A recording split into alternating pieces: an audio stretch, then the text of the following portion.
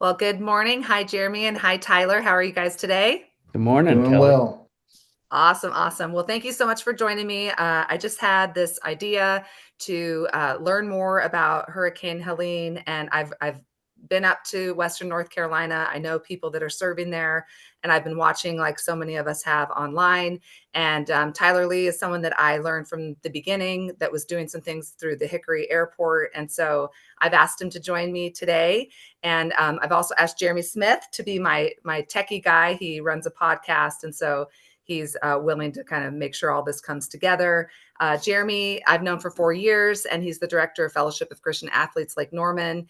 And he encourages and supports middle and high school students to cultivate their relationship with Jesus Christ and each other. So I love that we just started this with some prayer, putting my heart and back into center.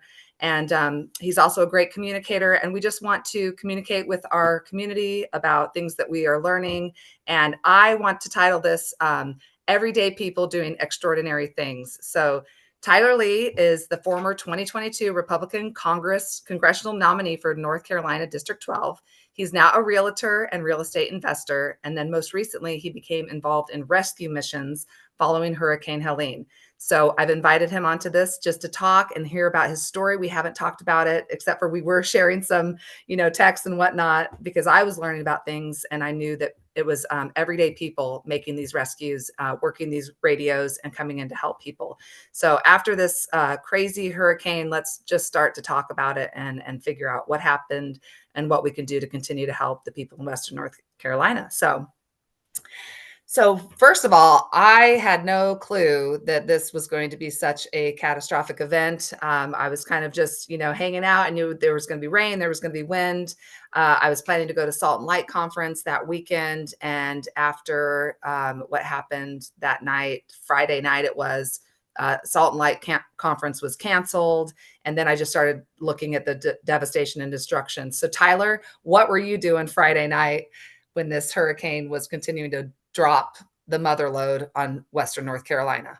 Honestly, just like you, I remember leading up to this storm, seeing the Weather Channel have a reporter in Asheville, and I'm like, why are they in Asheville? I was really confused because that's so far inland, and typically we're not used to seeing that. And which now we know, they knew something was coming there with all the rain that was leading up to landfall there. So Friday was just a normal day for me. I remember the storm ending, Friday morning here in the Charlotte region, and not really thinking much about it. Where things really changed was Saturday morning. I woke up and I remember, I'm sure most everyone saw it, but I remember seeing a post going viral from a female who was stranded and, needed some sort of assistance. I believe she had a baby and some dogs, things like that. So I remembered a few people who were involved many years ago in other hurricane relief that owned helicopters.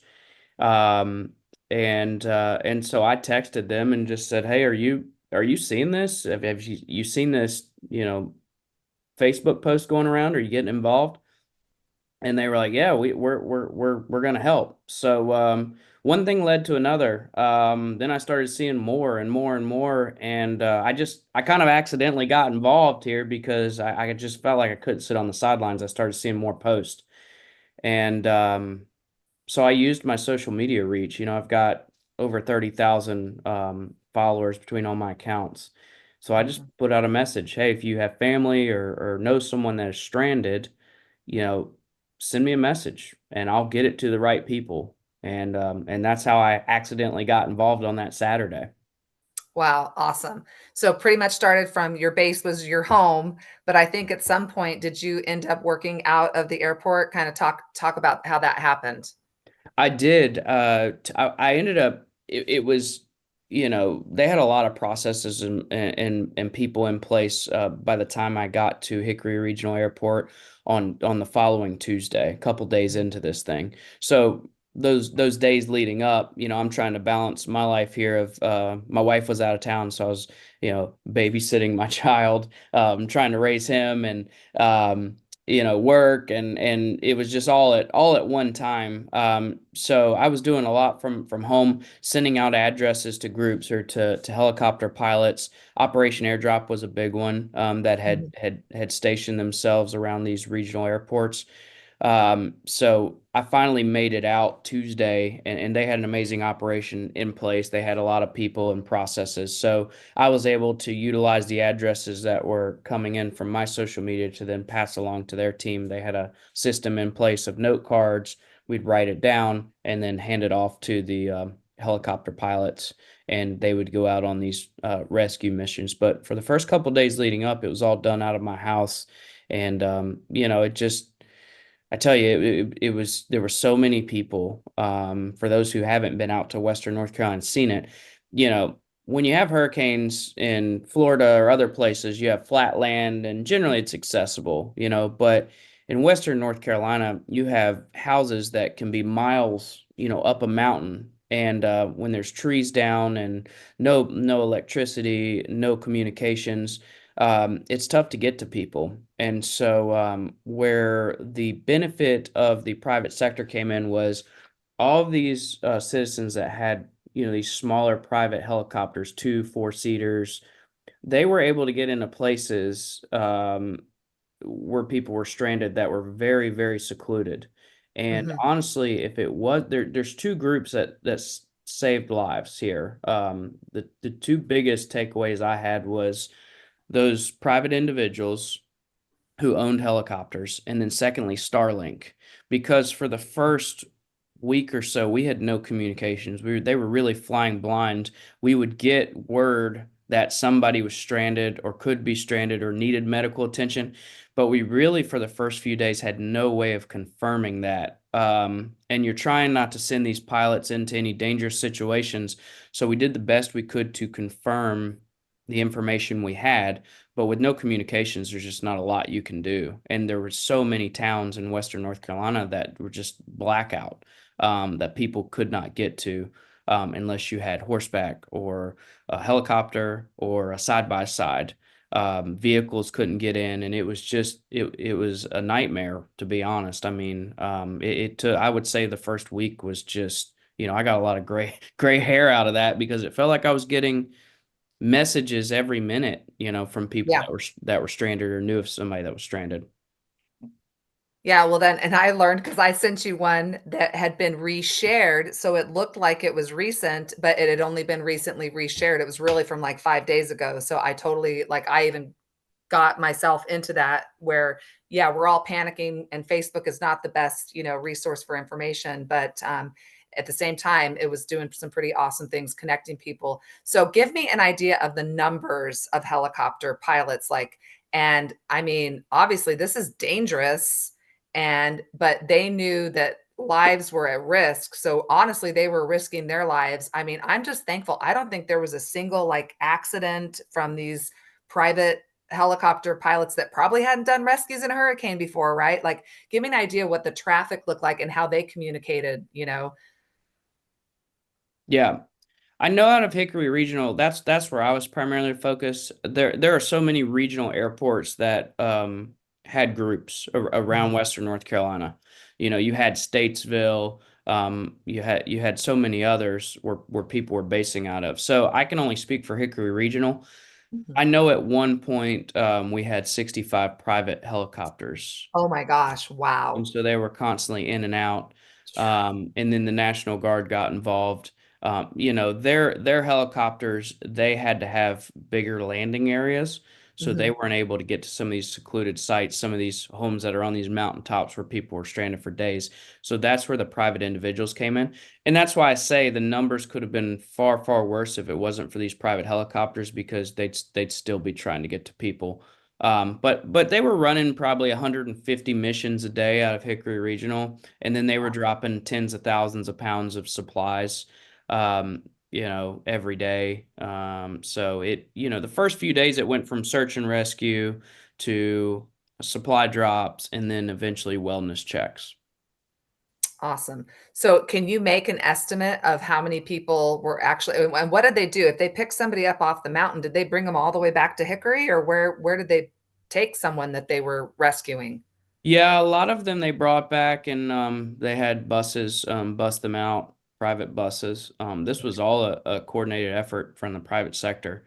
It was just amazing to see people stepping up to help their fellow, citizens here because I'm telling you, it just would just out of that airport alone, from what I saw, the numbers could have been far worse. I mean, I remember seeing a post that was sent to me of a girl, and her baby was 1 week old and had just gotten out of the NICU, and she was hours away from running out of resources for her breast pump to feed the child. She was hours away, and she was so panicked. And I was able to get her information. I called her and I said, "Hey, you have a helicopter on the way," and she just broke down in tears and was so grateful.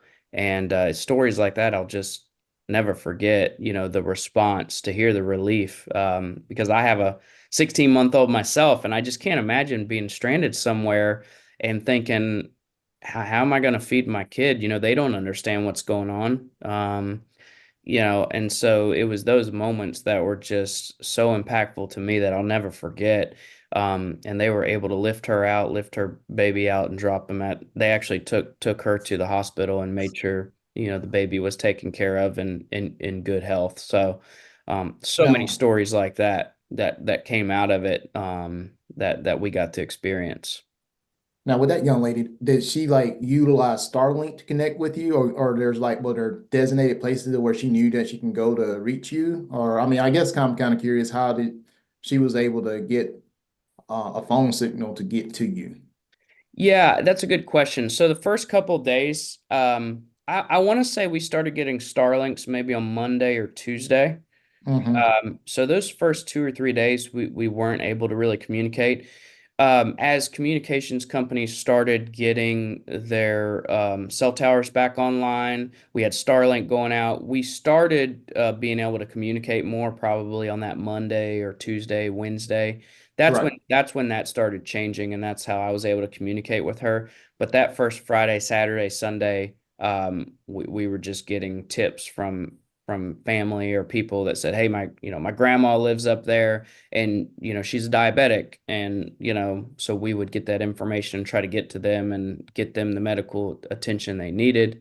But communication started coming back online slowly throughout that following week.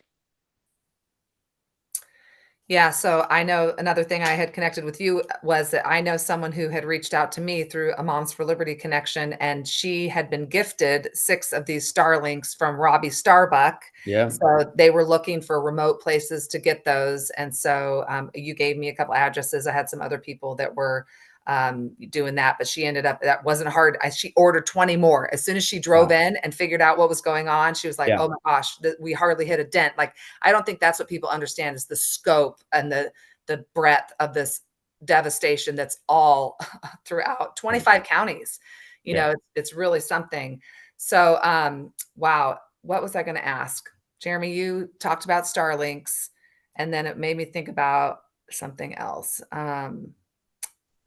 Oh, I was Well, gonna ask about the 82nd Airborne. Like, was there something that changed? Were you ever did anybody tell you guys to stop doing what you were doing at any point? Like, because obviously you guys are private citizens working out of an airport. This is dangerous work.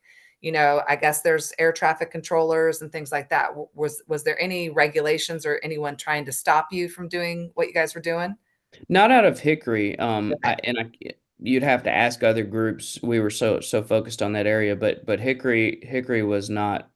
Now President Biden did fly in, and they put up a temporary flight restriction, um, for the time he was there. But outside of that, they were running operations. Nothing was stopped. Awesome. So Awesome. Well, how do and you I know I went feel? up Go there. ahead, Jeremy. Go I ahead. said I know I went up there with a group a few Wednesdays ago, and because we was with Samaritan Purse, the military let us through areas that they wouldn't let normal civilians go through, just because they was very um, in favorable of people getting out there to help other people. So the encounter that I had with military was pretty cool. And there was no restrictions. I'm certain, like he was saying, that there are moments where they probably have to pump the brakes for the safety of people. Well, it got to be, I could see both sides of the coin on this. So many people wanted to help. I was just getting tons of messages. How can I help? How can I help? Yeah. And it got to be, I went out on the ground for the first time Thursday, so 6 days later, and there were a lot of just people that were wanted to see what was going on and taking joy rides, and they were really getting in the way of the people that could really do things. And at that point, when I even went out on Thursday, that's when I said, I'm going to be a little bit more hands off on this because I'm going to leave it to the experts now. Because I'm not military trained. I'm not a rescue recovery guy. I did my job on the back end of being able to just make the connections. And so I wanted to get out of the way because the communications people were there, the linemen were trying to put back up power lines. And when you've got cars, so many cars going down the road, they're having to stop and direct traffic, and it just got to be too many people congested in those Mhm. areas. And Mhm. and so that's probably why the military was stopping certain groups, just so people could get the job done that they were there to do. Yeah, well, I'll share a little bit more from like my end because I too was trying to help and trying to just learn and make connections and understand what I could do. And then right here at our Victory Lanes bowling alley, they started doing a supply drop and they were very organized. And so a bunch of people from the community were showing up there, donating everything you could think of, loading them on these trucks, taking them to the Statesville airport, and then they were flying 100, missions a day, dropping things off. Well, then I finally get to where I'm in a truck and we're going to drop more things off because, man, people just were ready to give everything away, right? Yeah. And the day that, it'd been a week by then, and we were trying to drop things off, and they literally were so overflowing with volunteers and goods. They were like, we don't have room. Hey, Yeah. try this place. Hey, try this place. We drove around three places before we found a spot to drop our goods. So then I started realizing, whoa, everybody, let's slow down on just dropping large quantities of goods and figure out who these need to get to and let people assess their communities, boots on the ground, who can't we access? And then a lot of that started to occur and people realized that using ATVs to travel to do those wellness checks, like you mentioned as well. So yeah, I mean, things were changing on the daily, right? This Yeah. was, yeah, yeah. We had a cold front, come through a week and a half later.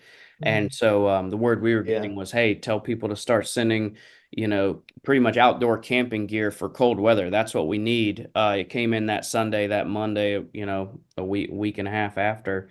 And so the needs were constantly changing. And like you said, when I was on the ground on Thursday and got to see it, um, we brought items. We had some medical supplies that we were told they needed, but we also had some food items, and they just said we're covered. They were turning people away Mhm. because they didn't have the storage for it. You're going to these fire stations or churches, and they were just stocked. People had just done a great job of donating supplies. So Yeah. the needs started changing every day, especially when that cold front came in. Yeah. Yeah, on that cold front, I heard caught word that hey, they need jackets and new clothes and everything. And so I had actually friends from Georgia load up a bus full of stuff and brought it up here probably like 3 days later after hearing that bolo.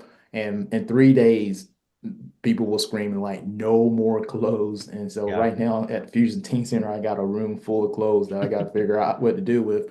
Yeah. They brought a lot of non-perishable food. I will say that we was able to find a home for 90% of the things that they brought up on the bus, except for the clothes, just because when that bolo came out, it was filled pretty much within at least 12 hours after it even came there. So, and I Yeah. would say that if I were to ask a question right now, Tyler, is like, what does the ground look like now? What do you know of any specific needs now that things are 2 or 3 weeks out? Life is not 100% together for the individuals in Western North Carolina, but there is probably a sense of normalcy, routine, and another need assessment needs to be made.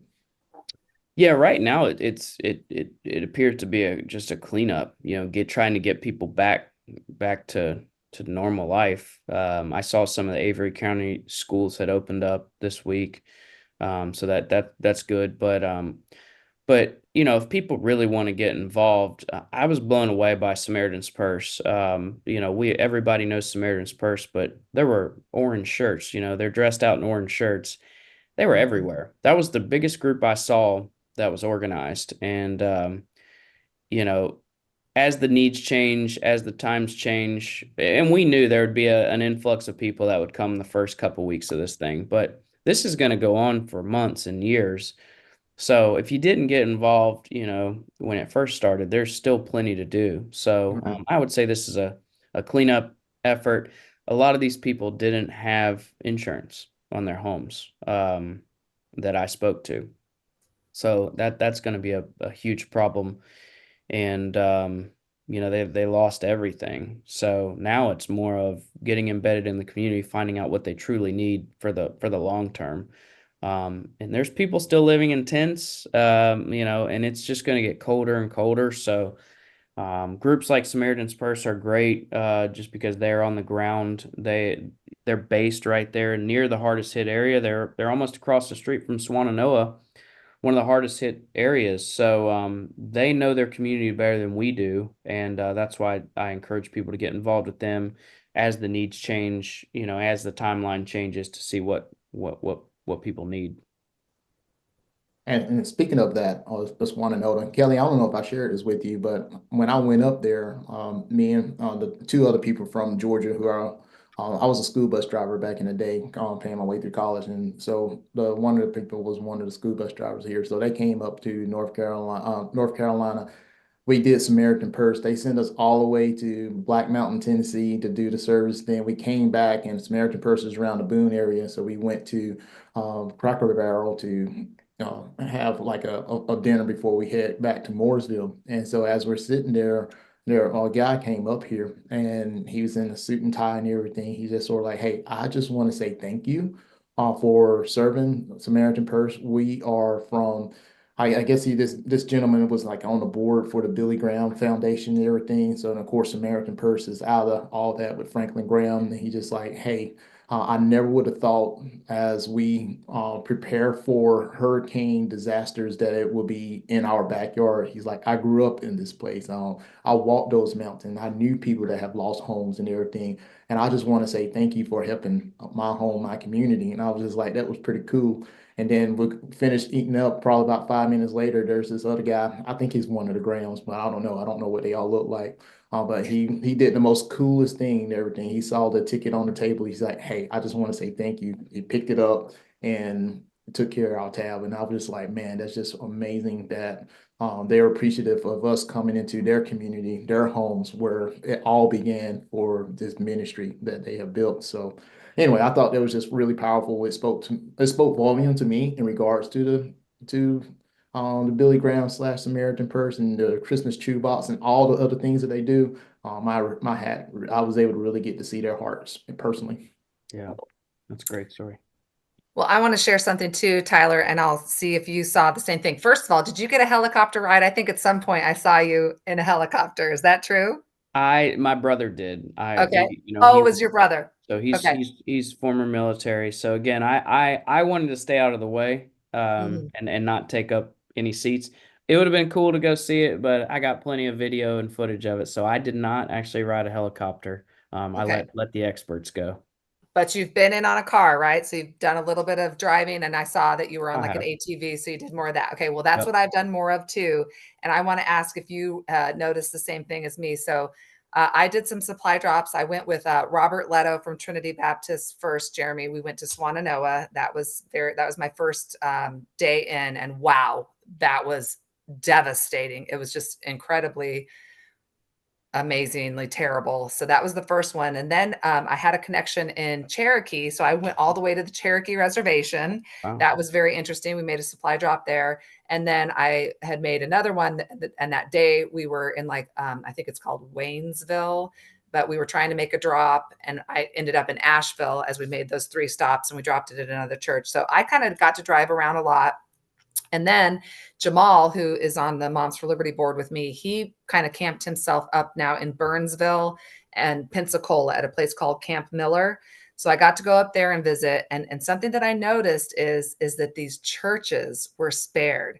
So in all these towns, you'll go through and you'll see devastation and you'll see debris piles, but you'll see the steeple and you'll see the cross, and it will have become this hub for the donations, for the people to come to get a meal, to get help.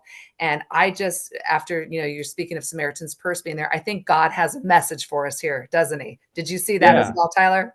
Yeah, I did.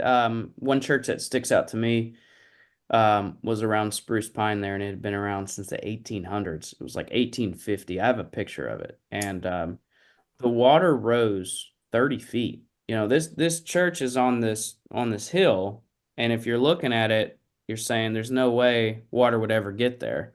And the water rose 30 feet. They had 3 feet of water in their church. That's how high it rose over the bank. And talked to a gentleman. It's in the Charlotte Observer. There's a guy. There's a guy I'm talking to. He's in the photo, and his grandma. I think it was his grandma or great grandma, played the piano in there, and so it was an. I have a picture of it. It's from the piano has like 1800s on it. It's got these metal plates, and it has the dates and stuff and the trademarks 1800s. It was just amazing. But that church has been there for since 1800s, and you're right. I mean, it withstood the storm, and then it was a base for that community. Everyone in that community was coming to that church. They had supplies, and they were just being the church. They were handing out supplies. They were cooking for people and just serving the community. um, the pastor there said, I haven't even talked to my mom. I don't know how she's doing. I've been so focused on serving our community.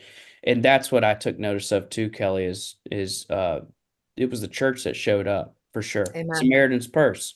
They were the biggest organization. I'm not saying there wasn't other organizations there. Samaritan's Purse definitely had a massive, massive presence, because they were even having to turn away volunteers because they were so overwhelmed they didn't know where to even send them. Right.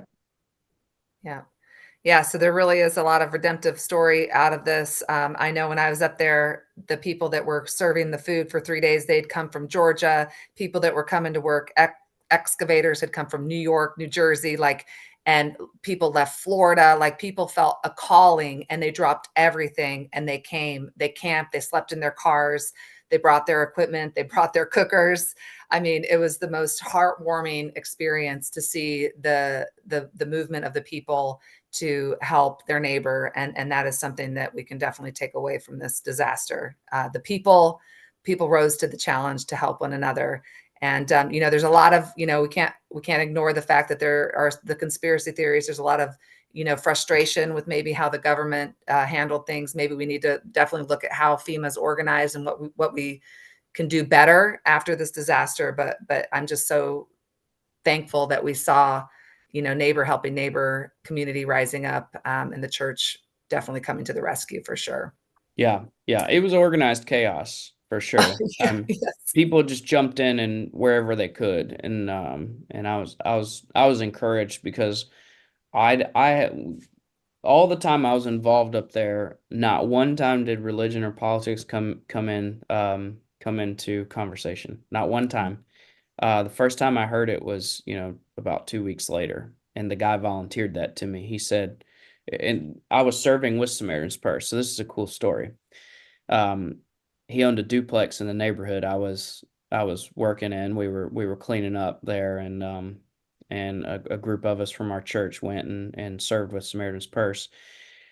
And this guy just comes up. I'm looking for a wheelbarrow, and he says, "I have one. I have one down here at my place." And he started talking to me. He said, "I tell you what." He said, "I had my orange Samaritan's Purse shirt on." He said, "I tell you, I'm not a Christian." He said, I would say I grew up around religion, but the rhetoric from the church has just turned me off for so long."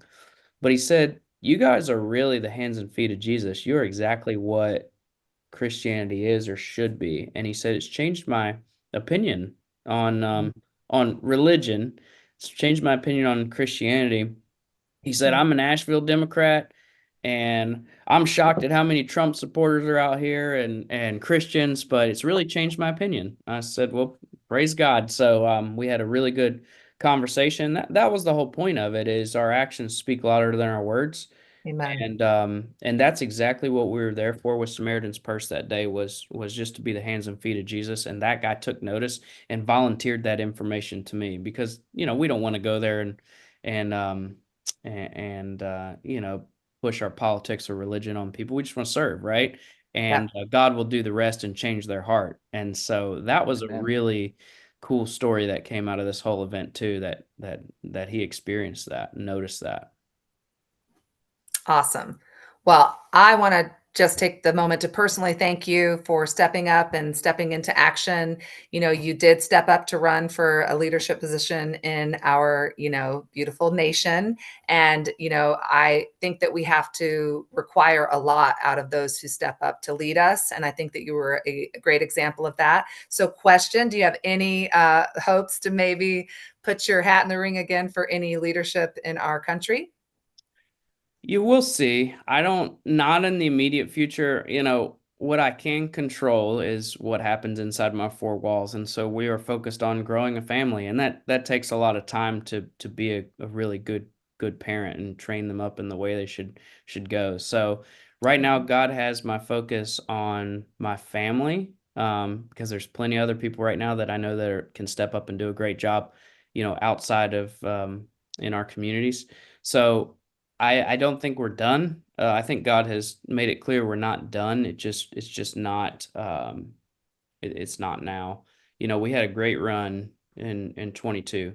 I was just looking at the percentages the other day. We still have the highest percentage of voters for Republican in District 12 ever, and that was in a primary. We got Wow. 37%. So God used us in that during that time. There were so many wonderful events that happened that I hope gave people the courage to stand up and push back. And that's obviously continuing now as well. People are feeling more emboldened to stand up and push back against this evil that's happening in the world. So I do get the itch, now. It's a love-hate thing. I really didn't want to do politics, but I saw the need and felt like that's where God was leading me. But now I think, we can pass the torch to people, and then we'll be back at some point. I have changed states, so I'm in the state of South Carolina now, right across the border. So, Oh, so my, I have to kind of reset and get involved with South Carolina politics, I guess. But no, it was a great honor to run for District 12. awesome. Well, thank you so much for that, Tyler Lee. So, Jeremy, do you have any more questions for him? Because I'm going to leave it for him to just kind of give a last statement about kind of what he learned and what he would just, share. But I'll let you first, Jeremy, if you want to ask anything else. No, no, I've really enjoyed hearing his perspective and how he's been able to help the Western North Carolinians in order to help them through this tough time. So thank you for sharing your heart and your thoughts. Yep. So I'll leave it to you if you have any words of encouragement or action steps just from what you've seen personally, how we can continue to help our neighbors, not forget about them, realizing they've lost homes, they've lost livelihoods, that insurance isn't always going to come through. I have one thing I do believe in. You don't want to go and just be a looky loo, right? But Yeah. everybody has something that they can offer and give. And I even got way out of my comfort zone and I was an outdoor cook, Yeah. folks. So if I can do that for 2 days, you can Yeah. do something. They need help sorting all the donations. They need hands to lift and move and help. So Tyler, just like continue on top of that, just to encourage people so that we can keep helping. Yeah, I'll say this, I'll personalize this. When I ran for Congress, my close spiritual advisors, they always, my mentors, they said, look, it doesn't matter whether you win or lose. Obviously, you're playing to win, but there are so many victories that are going to come or have come out of this 18-month process. We campaigned for 18 months. And I know so many things happen. You and I met through the school boards, right? That was a big thing at that time. I was going to local school board meetings and reminding them who they worked for. Um, and it was a tough loss. This was 2 years ago, almost to the day. Because I really was praying that God would use us. And I didn't see, I wanted to win, right? But when this hurricane hit, and I had a following, a very loyal following of 30,000 people, which was not of my doing. That was God that helped grow that, for sure, because I was a nobody, and running in a tough district. But it reminded me that God used that campaign to build that base of people, and he used me to utilize my, as much as we love or hate social media, that was a time where I was able to take that and use it to then go and help save lives. So Mhm. what I would tell people now is, just because you don't see what God's doing in your life, it doesn't, you might be able to look back in 5 or 10 years and say, wow, I see why that didn't work out. I see how he used me through this. So it's the same thing here. God can use you wherever you're at. You just have to be open to it, right? He asks for our obedience. That's what he wants of us. Send me where you have me. And that was my part in this whole operation. He used that social media following to, just be a small part in saving lives and helping others. So the same thing now.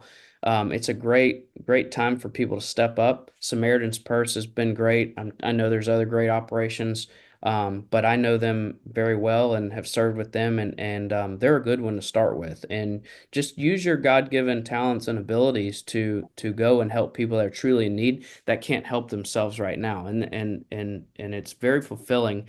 And you might not see the impact you have on this side of heaven from doing that, but it's an eternal impact. Awesome. Well, that was a good reminder. I took that to heart. I needed to hear some of that as well. So thank you so much for your time, Tyler. Thank you, Jeremy. And let's get back out there and keep following God's footsteps to where we should go. So I love it. I won't forget hands and feet that Yeah. that man saw in Asheville. So Yeah. thank you so much. I appreciate your time. Thanks for having us.